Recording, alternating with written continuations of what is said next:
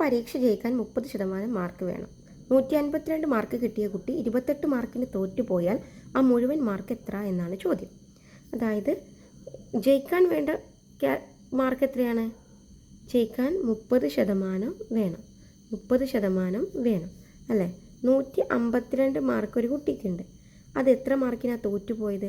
28 മാർക്കിന് തോറ്റുപോയി. അതായത് 152ലേക്ക് ഒരു 28 കൂടെ ആഡ് ചെയ്താൽ അദ്ദേഹത്തിന് ജയിക്കാമായിരുന്നു, ആ കുട്ടിക്ക് ജയിക്കാമായിരുന്നു.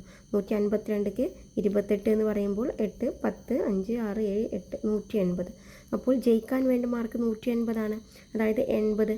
ജയിക്കാൻ 30% വേണം. ആ 30% അല്ലേ ഈ 180 എന്ന് പറയുന്നത്. അപ്പോൾ അതിൻ്റെ മുഴുവൻ മാർക്ക്, എക്സാമിൻ്റെ മുഴുവൻ മാർക്കാണ് ചോദിച്ചത്.